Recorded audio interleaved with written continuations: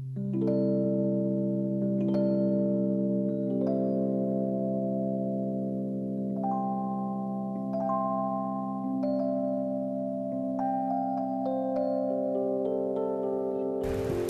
discovered my shamanic abilities by going to Glastonbury Festival in 1992 and being exposed to two activities the like of which I'd never seen. One was a sweat lodge, which I took part in, and the other was a fire show, which I was a spectator at.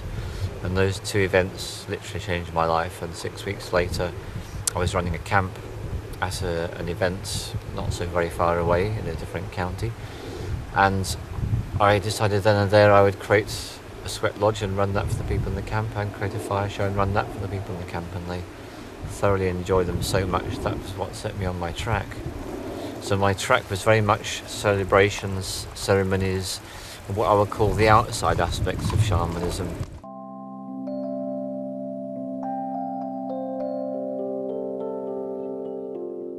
When we had known each other for a few years, she became very interested in the Spiritualist Church, and for 6 months we both went regularly to the Spiritualist Church, and I joined what was called a development circle. And in one of those early meetings we were taken on what was a guided visualization, a guided meditation they called it. I didn't realise it was a shamanic journey, because guided visualization, guided meditation, shamanic journey, all the same words, all different words describe the same process. And so what happened is that on my journey I found myself in parkland with large oak trees and other trees in the parkland, and I saw a hollow in the land, and there was a building which had a central courtyard, and basically it's like a square shape with a central courtyard. And that, on the way to walking towards that building, I met my very first guide. So I've been with that guide for almost 30 years. I've been saying 25 for too long, it's nearly 30. So he made himself known to me. His name at that time was Jonathan.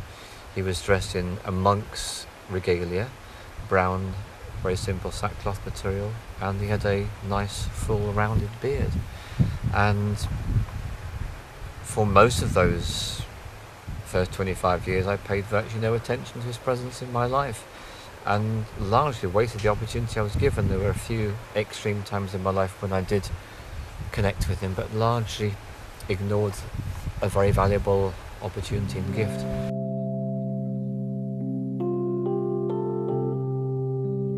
Well, that's a funny thing, because there is for me a huge gap in everything I was doing.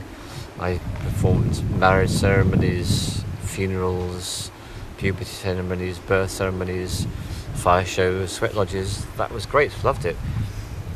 There was no intro for me for the healing work, and it was watching the woman I married die of cancer and feeling powerless to be of any real use, discovering I was powerless to be of any real use. And then the night she died, getting a phone call from this friend of mine who said, "I'm going to do a course on shamanism, it starts in May. Would you like to do this course with me?" When that phone call erupted into my life, suddenly it was as if a ray of light shone down through the black tunnel into me, sitting in the blackness of that sitting room that night. And I immediately found myself saying yes, and from the saying yes, that led to me turning up outside what looked like a playgroup building in North London. And to my surprise, when I went inside, it was a playgroup, and it was a playgroup that wasn't being used at weekends, and that's where I learnt how to become a shamanic practitioner, which is where I learnt to do the healing which is now part of my daily life. It wasn't until I was given the structure of the Shamanic Practitioner's course and someone explained to me, okay, well, what you call this guided meditation, that's a shamanic journey. And the way you do a shamanic journey is you go into a trance state, and the way you go into a trance state is either by drumming or breathing, and that enables you to slip between the worlds. And then there are three worlds. There is an upper world where you go for guidance and information, and to meet your higher self and the higher self of others. Or you can go to the lower world, which is where you go to connect with guides and do healing work. Or you can go to the middle world, which is the only dangerous place to go. Once I was given this framework, everything became possible, because I had some means by which to understand what I was doing. And I've spoken to people since who've done what I would call very dodgy trainings, where they've not been given these boundaries and these understandings, and they've got themselves into a right mess. So I'm very grateful that my trainer was highly professional, dedicated, and in the work for a considerable period of time.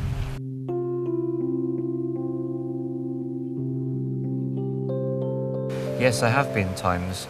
I can think of a particular case where I was asked to do some healing work for someone who was suffering from some very serious possession. They had a lot of these discarnate beings inside them. They were robbing this person of their energy. This person felt tired, exhausted, depressed, lacked the will to live, and was referred to me by someone else because they were in such need of help. And when I slipped, as I did with all my guides, because I never go empty-handed in those journeys, and this is very early on, so I had very little understanding compared with what I have now, but when I slipped into the middle world and I saw this really hideous form that was literally all over and sucking that person, and when one of my guides, whose name is no longer Jonathan but is now Narberth, struck his staff on the ground and created an exclusion zone which pushed this entity off this person. The shocking thing, as I discovered, is this entity was so powerful that it actually rushed back at us, and it had so much force it was able to make a very temporary dent in the exclusion zone or force field that Narberth had created around us, and that was a disturbing moment for just a fraction of a second. And as soon as we could see this being was so powerful it could actually make a dent in Narberth's energy shield, no one's ever been able to do this before or since, I might add. We simply directed all our attention to just making the energy shield very, very much stronger, but also we increased its size massively and just pushed the thing right away, and that was a very gratifying moment. But the moment when the energy field was being dented, that was a disturbing moment for me. If there's some situation arises, I don't know what to do. I'll give you an example, someone who I really must not name.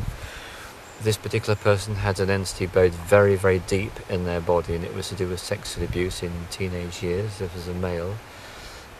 Our usual methods to allow the entities to come out and be dispersed were not operating. One of my guides actually had to go into that person's energy field right deep in, and the only way it could be done is that guide of mine had to actually devour that being and literally excrete or eject it out from the other end of its being to the place that takes them to safety. So yes, it's been constantly learning, constantly being surprised, and realising that I often don't have any answers, but the incredibly skilled guides that I work with always do. I would actually say I would pack up today. If I was told that my guides were not going to work with me, I would never do any shamanic work ever again. As far as I'm concerned, I don't reckon any shamanic work is safe without a minimum of one guide, and I do feel that one guide is really probably slightly below them, and I would be happy with 2 or more guides, then absolutely fine. Going to the upper world, I actually have a guide that's very specifically for that function, and usually it's just me and that one guide that go to the upper world. But middle world work, I want the full complement, and lower world work, we usually have the full complement as well, which in my case is 7 guides and up to 4 other helpers, so it's usually me plus 11 these days.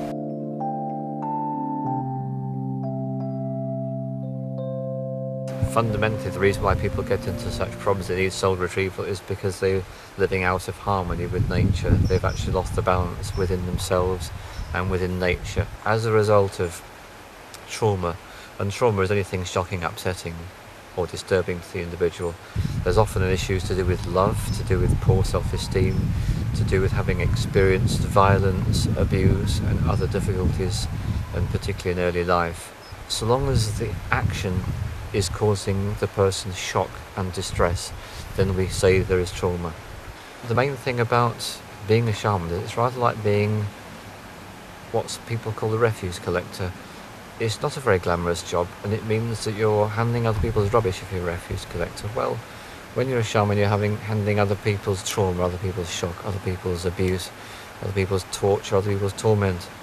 It's not a pleasant line of work for the majority of people, but for those who appreciate and understand this work, well, I have my own personal answer. It's why I'm alive.